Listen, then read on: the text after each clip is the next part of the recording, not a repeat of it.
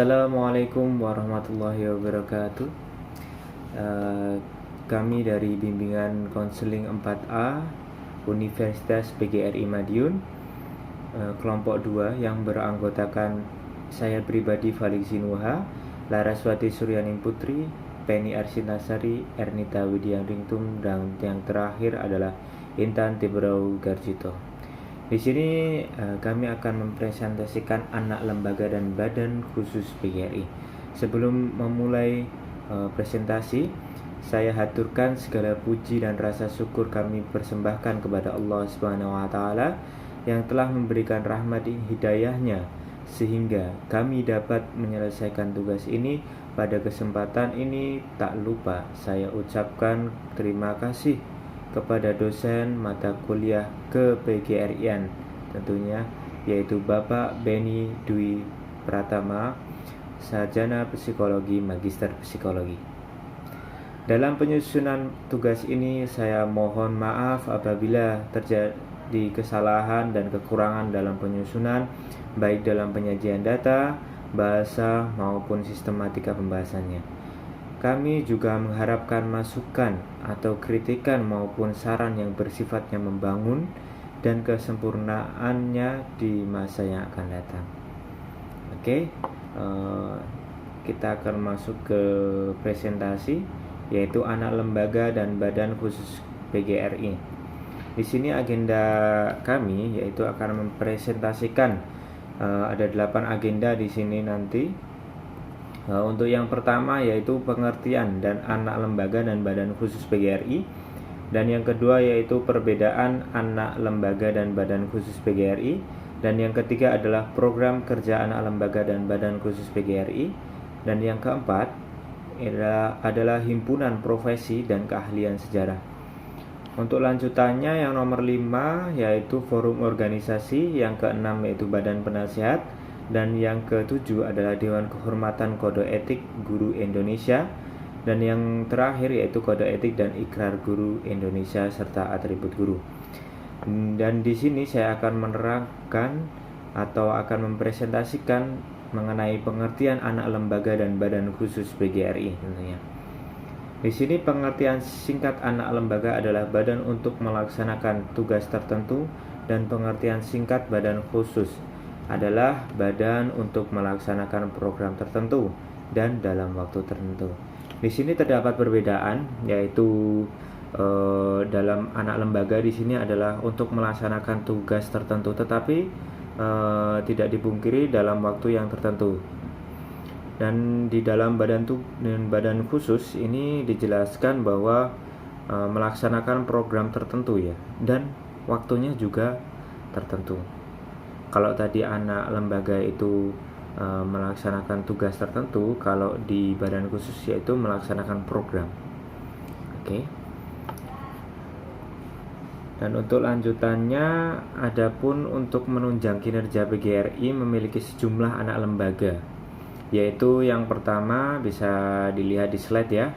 Yang pertama YPLP PGRI yang disingkat menjadi Yayasan Pembina Lembaga Pendidikan, yaitu yayasan yang mengelola dan membina lembaga-lembaga pendidikan di lingkup atau di lingkungan PGRI tentunya.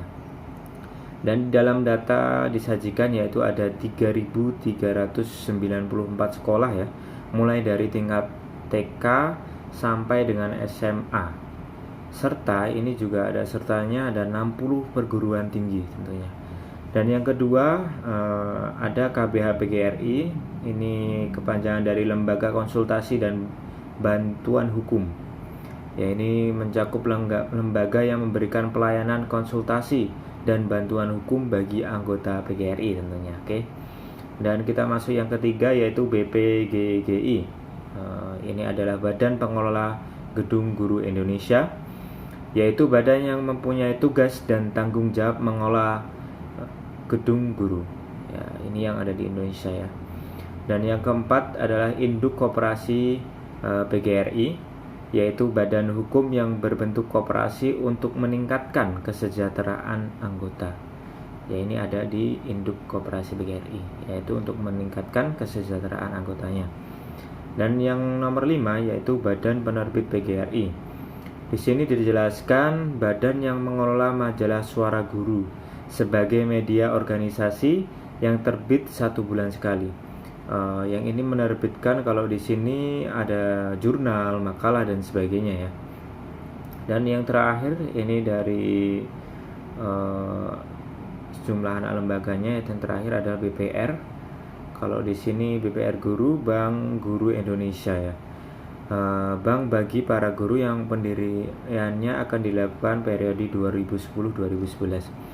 Kalau di sini saya merekam atau mempresentasikan ini di 2020, berarti BPR Guru ini sudah berjalan kurang lebih 10 tahun. Oke. Dan presentasi akan dilanjutkan mengenai perbedaan anak lembaga dan badan khusus PGRI. Yang ini lebih konkret ya, akan dijelaskan oleh Mbak Laraswati Suryaning Putri. Waktu dan tempat dipersilahkan. Baik, untuk slide selanjutnya saya akan menjelaskan tentang perbedaan antara lembaga dan badan khusus PGRI. Dan untuk jenisnya, untuk pembentukan, yaitu untuk anak lembaga dibentuk oleh PB, dan untuk badan khusus tidak harus oleh PB. Dan untuk bentuk, anak lembaga harus berbadan hukum, dan untuk badan khusus tidak harus berbadan hukum. Dan ruang lingkupnya untuk anak lembaga itu ruang lingkup nasional, dan untuk badan khusus itu boleh nasional atau regional. Dan untuk tugasnya anak lembaga itu dalam bidang tertentu. Dan untuk badan khusus itu tugasnya program tertentu. Jadi beda dalam tugas juga, dan untuk sifatnya juga berbeda.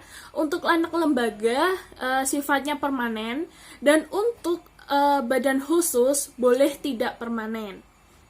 Dan untuk fungsinya anak lembaga itu pengelolaan, dan untuk badan khusus itu pelaksanaan. Jadi anak lembaga itu mengelola, dan untuk badan khususnya itu pelaksana. Jadi dia melaksanakan, dan untuk anak lembaganya ini mengelola, kayak gitu. Dan untuk sumbernya nih, untuk sumbernya teman-teman, untuk sumbernya itu juga anak lembaga itu tujuannya PGRI. Nah, kalau badan khusus itu program dari PGRI-nya. Nah, untuk sasarannya, untuk anak lembaga itu sasarannya mencapai tujuan dari PGRI tersebut. Dan untuk badan khususnya itu mencapai program tertentu. Itu perbedaan antara lembaga dan badan khusus PGRI. Jadi untuk perbedaan anak lembaga dan badan khusus PGRI itu tersebut ya teman-teman, ada 8, yaitu dalam pembentukan, bentuk, ruang lingkup, tugas, sifat, fungsi, sumbernya, dan sasarannya. Itu sangat berbeda. Oke, untuk selanjutnya adalah program kerja anak dan anak lembaga dan badan khusus. Yang pertama YPLP atau PPLP PGRI.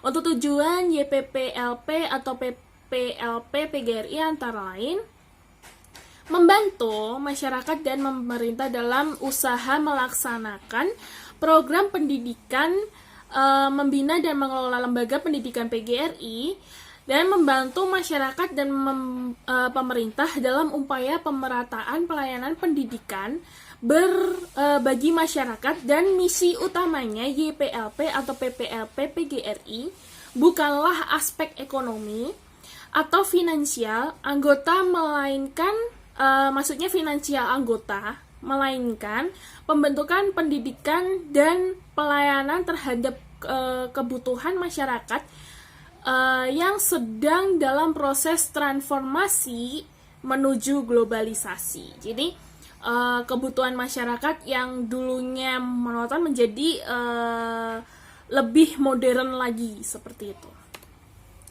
Untuk yang kedua, Lembaga Konsultasi dan Bantuan Hukum PGRI atau LKBH PGRI.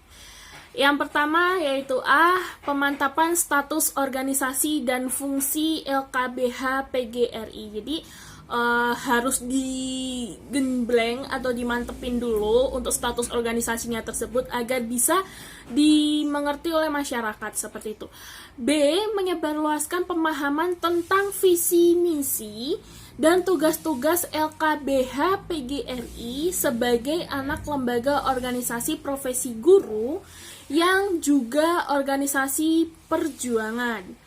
Jadi untuk memahami masyarakat agar masyarakat tersebut tahu bahwa visi dan misi dari tugas-tugas LKBH PGRI ini adalah sebagai lembaga organisasi profesi guru, seperti itu ya, sebagai organisasi perjuangan, seperti itu.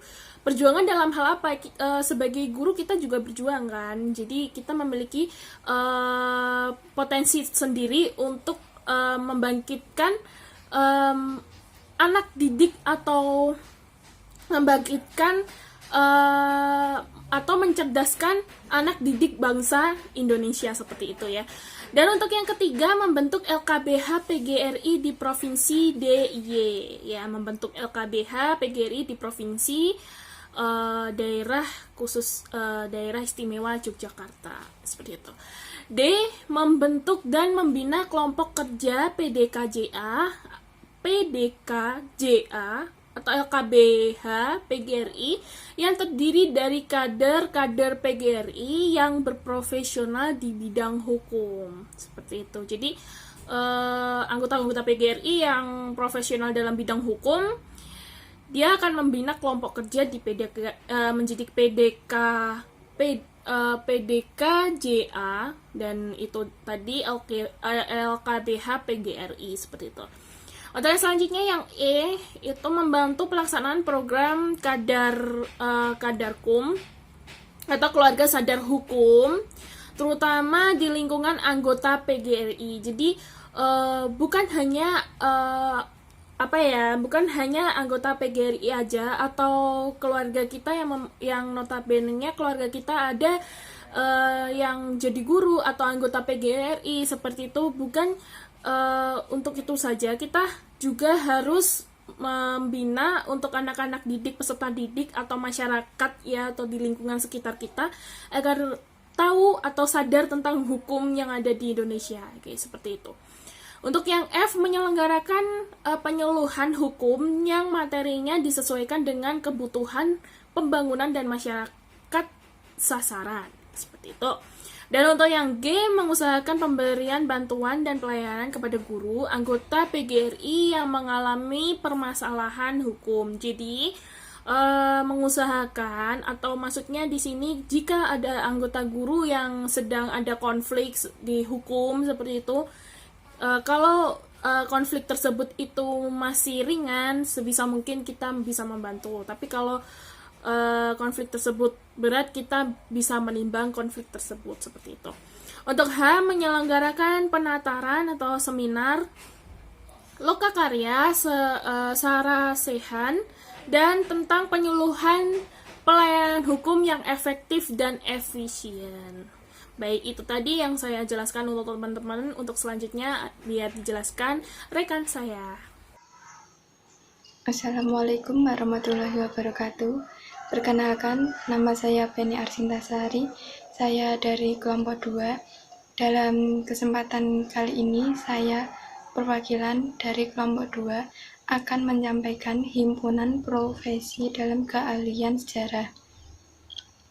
Himpunan atau ikatan atau asosiasi profesi dan keahlian sejenis di lingkungan pendidikan yang secara sukarela menyatakan bergabung dan atau berafiliasi dengan PGRI merupakan salah satu badan kelengkapan organisasi PGRI. Hak, kewajiban, dan mekanisme hubungan kerja antara PGRI dengan himpunan atau ikatan atau asosiasi profesi dan keahlian sejenis ini diatur dalam peraturan tersendiri. Selanjutnya, saya akan menjelaskan mengenai forum organisasi. Forum organisasi terdiri dari 13, di antaranya yaitu 1. Kongres, 2. Kongres luar biasa, 3. Konferensi Kerja Nasional atau Konkernas, Konferensi PGRI Provinsi atau Konsprof. Yang keempat, Konferensi PGRI Provinsi Luar Biasa atau Konproflub. Yang kelima, Konferensi Kerja PGRI Provinsi atau Konkerprof. Yang keenam, Konferensi PGRI Kabupaten atau Kota atau dapat disingkat dengan Konkap atau Konkot. Yang ketujuh, Konferensi PGRI Kabupaten atau Kota Luar Biasa atau Konkaplu atau Konkotlu. Yang kedelapan, Konferensi Kerja PGRI Kabupaten atau Kota atau Konkerkap atau Konkerkot. Yang kesembilan, Konferensi Cabang atau Cabang Khusus atau dapat disingkat dengan Konkap atau Konkapsus. Yang kesepuluh, Konferensi PGRI Cabang atau Cabang Khusus Luar Biasa atau dapat disingkat dengan Koncaplub atau Koncapsuslub. Yang ke-11, Konferensi Kerja PGRI Cabang atau Cabang Khusus atau dapat disingkat dengan Konkercap atau Konkercapsus.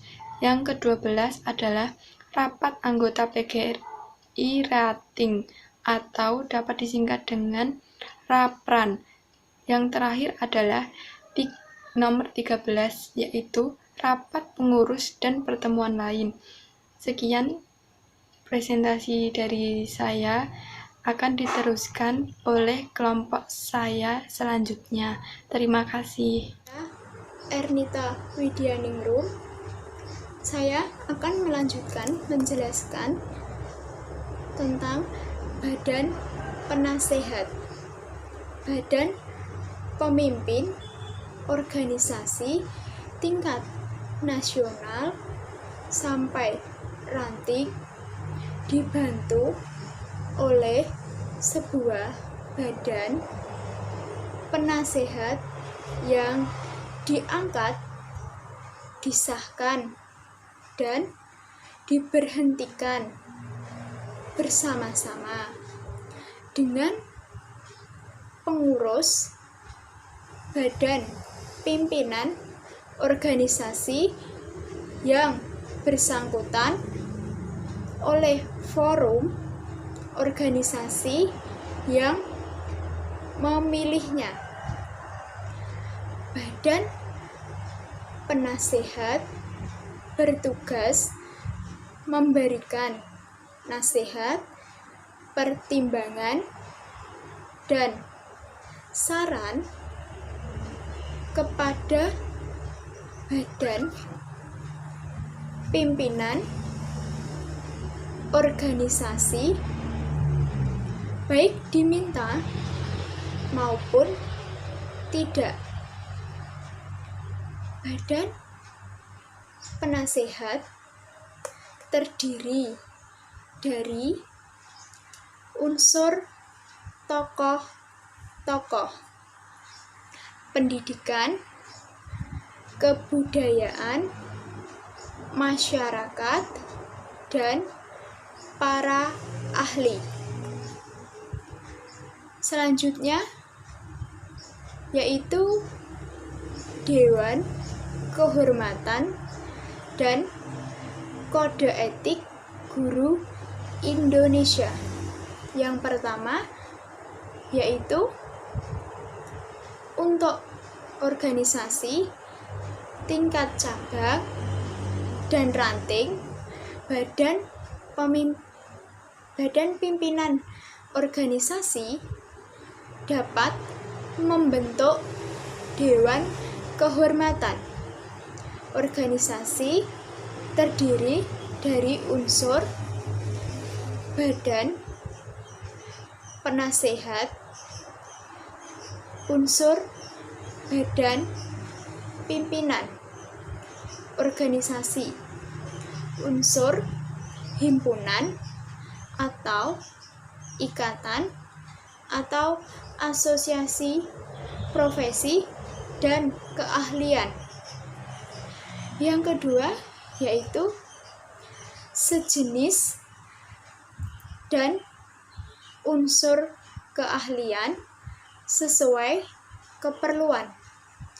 Dewan Kehormatan Organisasi bertugas memberikan saran, pendapat, dan pertimbangan tentang pelaksanaan, penegakan, dan pelanggaran disiplin organisasi dan kode etik guru Indonesia diatur tersendiri dalam lampiran buku ini. Selanjutnya akan dilanjutkan oleh teman saya. Ada kode etik dan ikrar guru Indonesia serta atribut PGRI. Yang terakhir, PGRI memiliki dan melaksanakan kode etik dan ikrar guru Indonesia.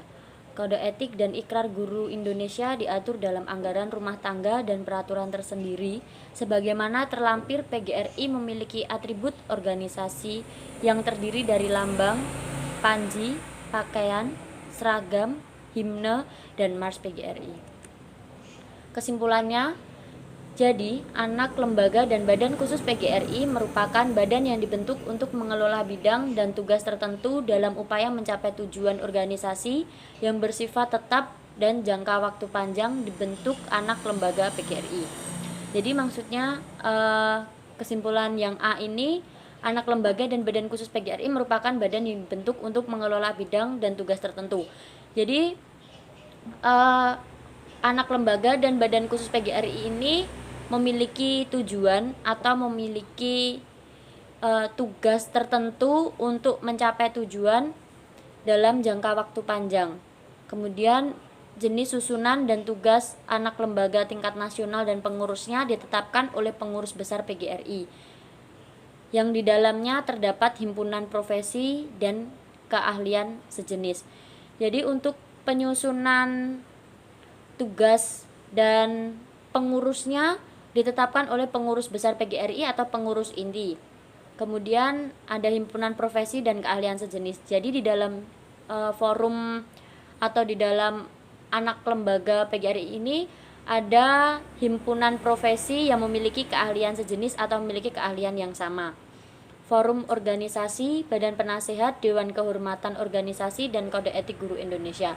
Jadi sebagai guru yang ada di Indonesia, ada kode etik yang harus dilaksanakan tentunya, karena juga merupakan janji, yaitu ada kode etik yang pertama, ada guru berbakti membimbing anak didik seutuhnya untuk membangun manusia pembangun yang berjiwa Pancasila. Jadi guru ini memiliki tugas dan tanggung jawab untuk membentuk generasi Indonesia yang memiliki jiwa Pancasila. Kemudian yang kedua, guru memiliki kejujuran profesional. Yang ketiga, guru mengadakan komunikasi terutama dalam memperoleh informasi tentang anak didik. Jadi guru ini boleh mencari informasi tentang peserta didik, akan tetapi menghindarkan diri dari segala penyalahgunaan. Jadi ketika mencari informasi tentang peserta didik, guru ini harus memiliki tujuan yang benar-benar menjadi dasarnya untuk mencari informasi tentang anak didik ini. Yang keempat, guru menciptakan suasana kehidupan sekolah dan memelihara hubungan dengan orang tua murid sebaik-baiknya bagi kepentingan anak didik.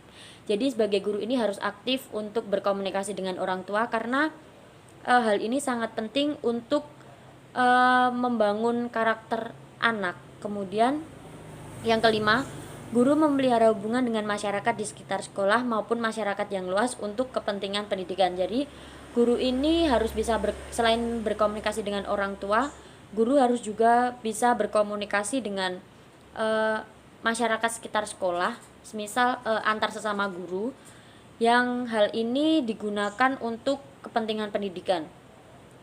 Yang keenam, guru secara sendiri-sendiri dan atau bersama-sama berusaha mengembangkan dan meningkatkan mutu profesinya. Jadi guru ini harus bisa bersama-sama ataupun individu untuk mengembangkan atau meningkatkan mutu profesinya. Jadi guru ini dituntut untuk tidak hanya mempelajari tentang satu atau dua hal, akan tetapi harus bisa mempelajari banyak hal guna meningkatkan mutu profesinya.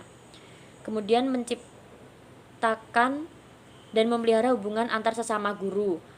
Itu yang ketujuh. Dan yang kedelapan, guru bersama-sama memelihara, membina, dan meningkatkan mutu organisasi guru profesional sebagai sarana pengabdian. Kemudian yang kesembilan, guru melaksanakan segala ketentuan yang merupakan kebijaksanaan pemerintah dalam bidang pendidikan. Kemudian ada ikrar guru. Yang pertama, mendidik bangsa yang beriman dan bertakwa kepada Tuhan. Kemudian yang kedua, mengemban dan melaksanakan cita-cita dan proklamasi kemerdekaan Republik Indonesia. Kemudian yang ketiga, bertekad bulat mewujudkan tujuan nasional dalam mencerdaskan kehidupan bangsa. Yang keempat, bersatu dalam wadah organisasi perjuangan Persatuan Guru Republik Indonesia. Yang kelima, menjunjung tinggi kode etik sebagai pedoman tingkah laku profesi dalam pengabdian terhadap bangsa, negara, serta kemanusiaan. Sekian presentasi dari kelompok 2, dan ini merupakan presentasi yang terakhir dari kami. Terima kasih.